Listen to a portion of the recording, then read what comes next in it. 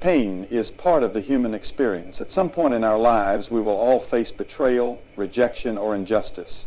The question is not if we will be hurt, but how we respond to it. More importantly, how does God respond to those who hurt us? When we are wounded, our instinct is to protect ourselves, sometimes with anger, sometimes with silence, sometimes by pretending it doesn't matter. But ignoring pain doesn't make it disappear. The first step to healing is acknowledging that we have been hurt and allowing ourselves to feel. God does not ignore our pain. He sees it, He grieves with us, and He assures us that justice belongs to Him. But His justice is not always instant, and it does not always look the way we expect. When we are hurt, our natural instinct is to protect ourselves. We build walls, close our hearts, and sometimes even convince ourselves that we don't care. Society often tells us that strength means never letting people see our pain, never admitting that we are wounded, and always maintaining control. But true strength, real, lasting strength, does not come from shutting down. It comes from embracing vulnerability. Vulnerability is often misunderstood. Many people associate it with weakness, but in reality it is the opposite. Vulnerability requires immense courage because it means standing in the middle of our pain and refusing to hide from it. It means saying, "This hurt me," without shame. It means acknowledging our wounds instead of pretending they don't exist. Even in faith, it can be tempting to believe that we must always appear strong, that we must suppress our emotions and act as if we are unaffected by the hurt others cause us.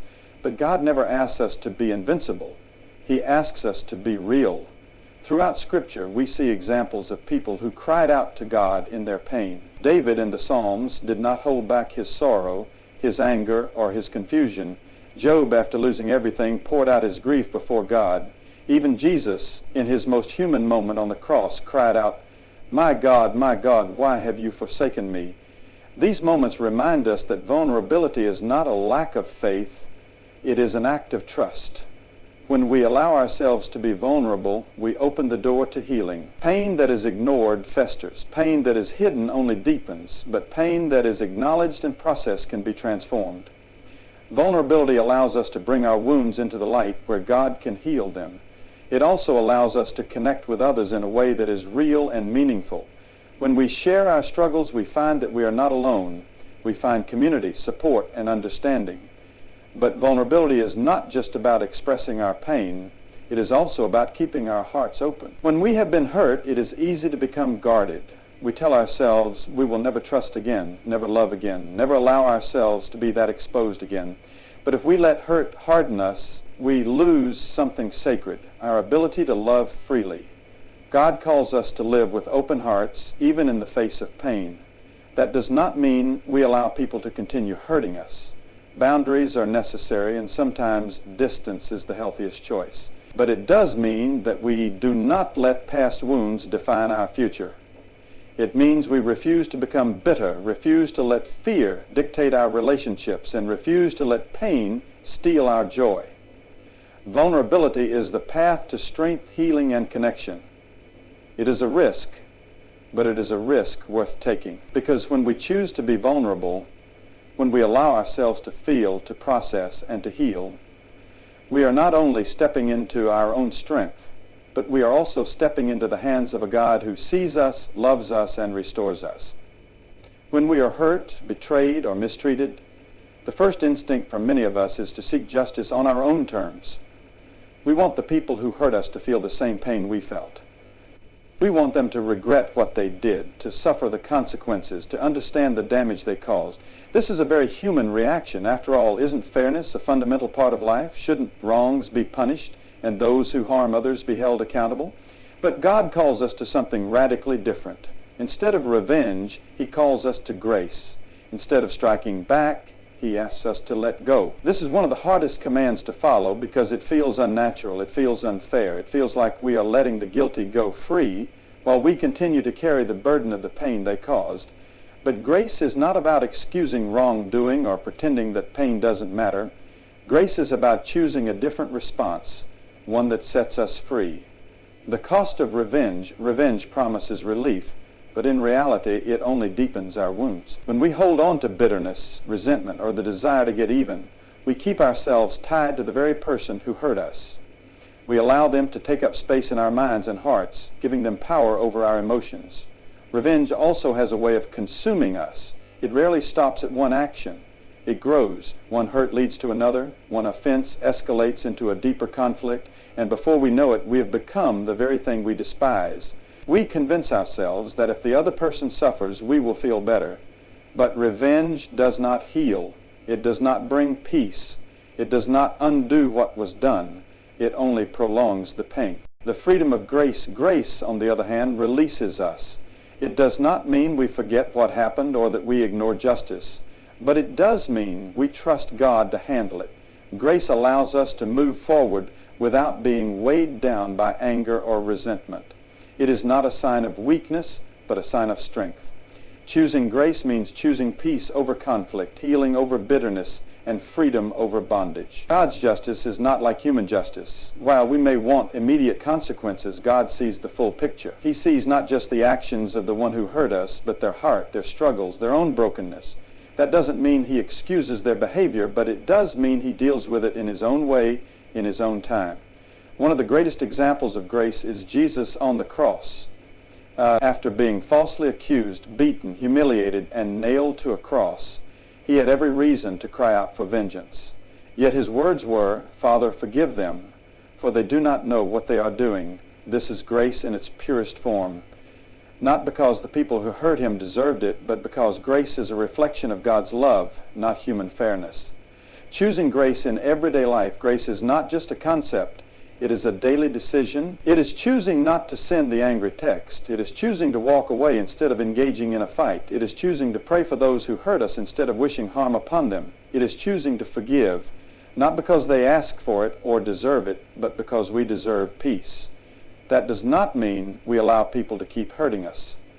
Grace and boundaries go hand in hand. Extending grace does not mean allowing toxic relationships to continue, nor does it mean ignoring justice.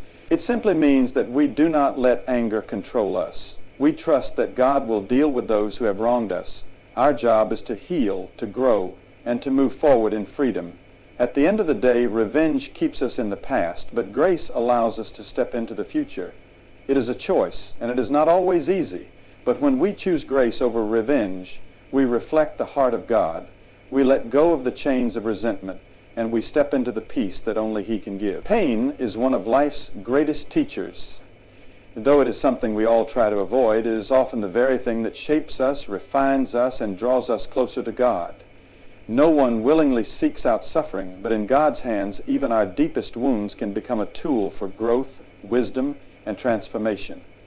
When we go through pain, whether it be heartbreak, betrayal, loss, or disappointment, it feels overwhelming. In those moments, it's easy to ask, why me? We wonder why a loving God would allow us to suffer, why he doesn't step in to prevent the hurt, and why justice sometimes feels delayed. But the truth is that God never wastes pain. While he does not always remove suffering immediately, he always uses it for a greater purpose. Pain reveals us strength. Pain has a way of showing us what we are truly made of. When everything is going well, it's easy to believe we are strong, faithful, and secure. But when we are tested, when we face heartbreak, betrayal, or loss, that is when our true character is revealed. Think about gold being refined in fire.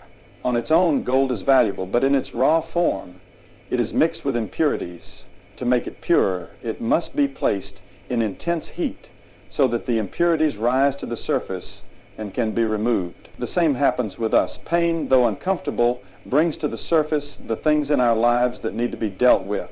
Our fears, our insecurities, our weaknesses. It is in those moments that God refines us, making us stronger, wiser, and more resilient. Pain draws us closer to God. When life is easy, it is tempting to become self-reliant, believing we have everything under control. But pain has a way of reminding us how much we need God. It humbles us. It strips away our illusions of control and forces us to lean on him. Many of the greatest spiritual transformations happen in seasons of suffering. Some of the most powerful prayers are not prayed in moments of comfort, but in moments of desperation. When we cry out to God in our pain, he meets us there. He may not always change the situation instantly, but He changes us. He deepens our faith, strengthens our trust in Him, and teaches us to rely on His wisdom rather than our own understanding. Pain can birth purpose. One of the most beautiful things about God is that He never allows suffering without bringing something good from it. Some of the most powerful ministries, books, songs, and testimonies come from people who have walked through deep pain and come out on the other side transformed. Think of people who have gone through immense trials. Perhaps someone who has battled illness and now encourages others, or someone who has experienced loss and now comforts those in similar situations. These people did not allow their pain to define them. They allowed it to transform them. Your pain can become your purpose. The very thing that broke you may one day be the thing that allows you to help others.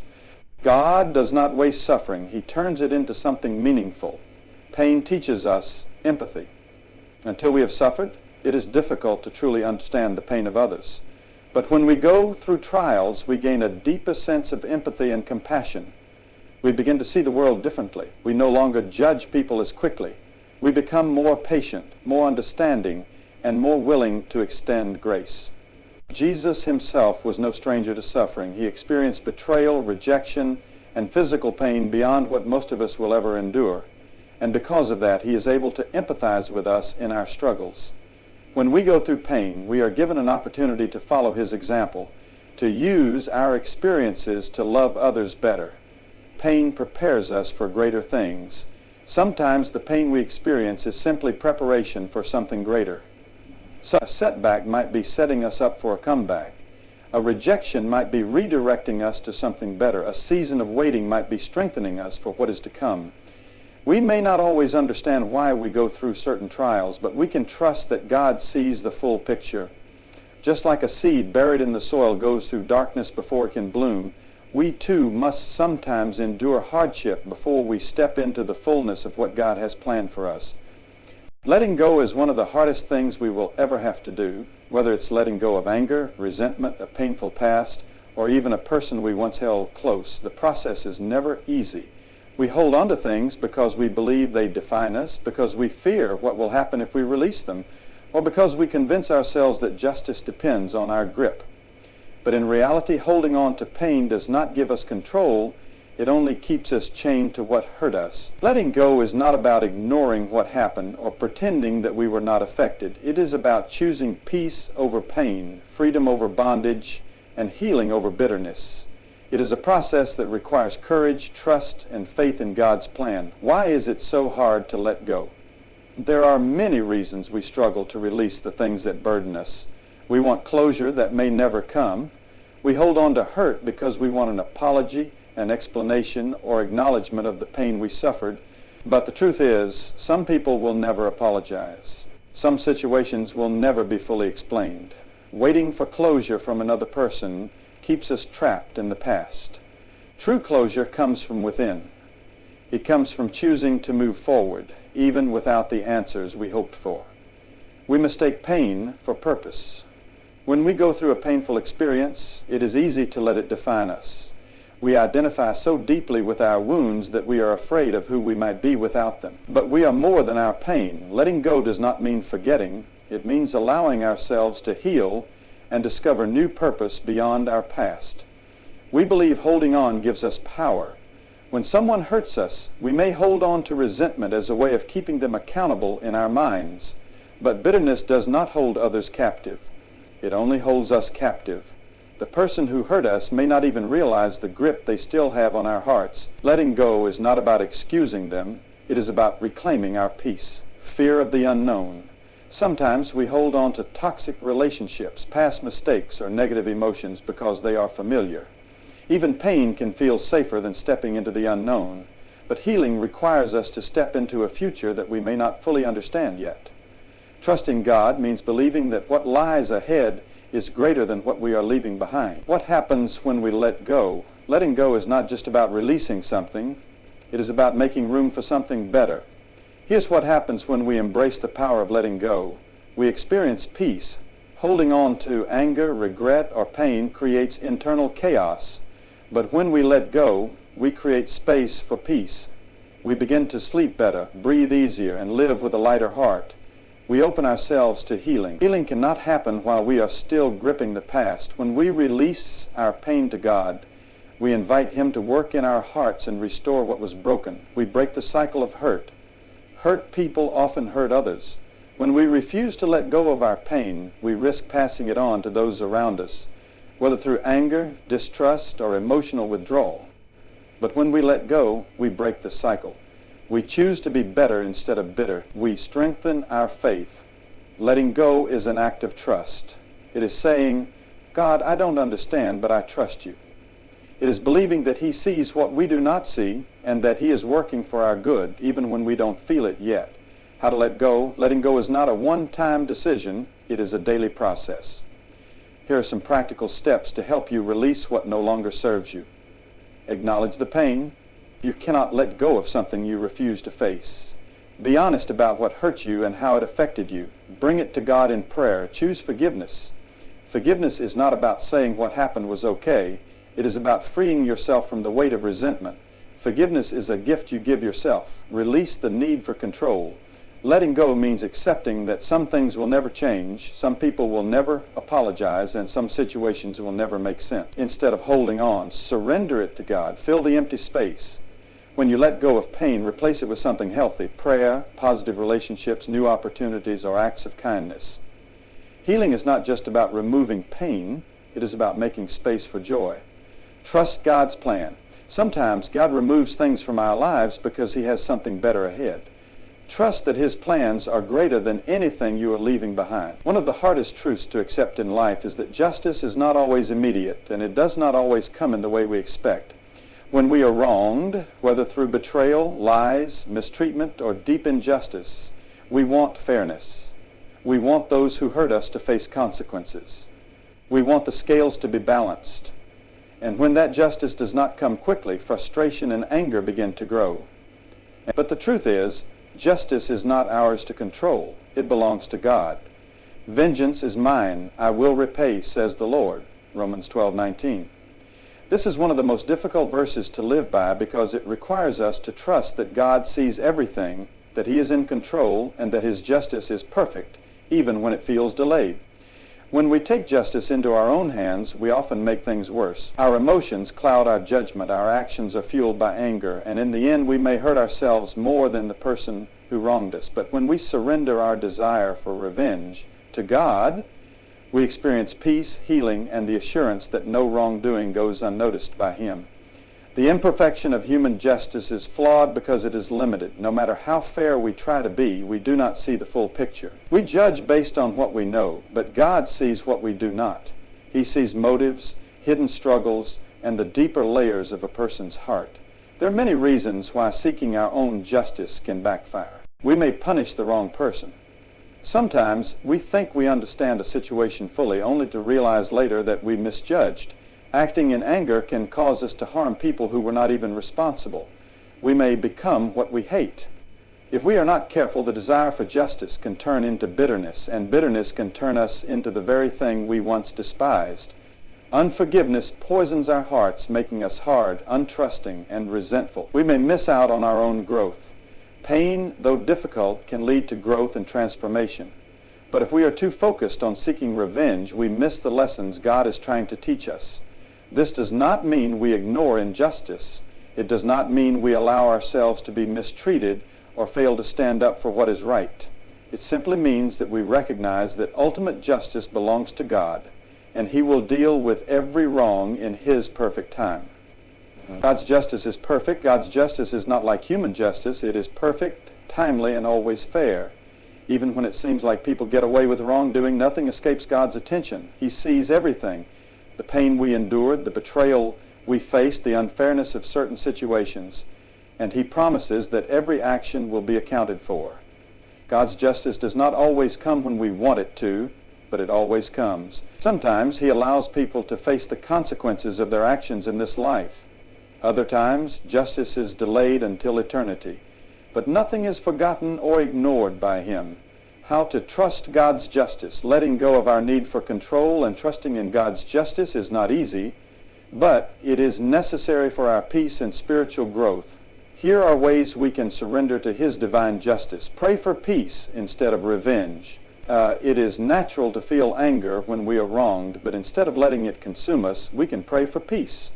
Ask God to help you release bitterness and to trust that He will handle the situation. Remember that justice may not look the way we expect. Sometimes God's justice is not about punishment, but about transformation. He may choose to change the heart of the person who hurt us rather than destroy them. His ways are higher than ours. Set boundaries while still choosing forgiveness. Trusting in God's justice does not mean staying in unhealthy or abusive situations. We can forgive while also setting boundaries to protect ourselves. Look at Jesus' example.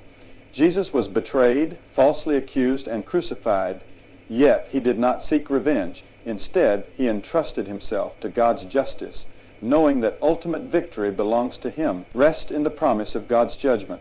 We do not have to fight every battle. God sees it all. He will handle every wrong, every betrayal, and every injustice in the right way at the right time.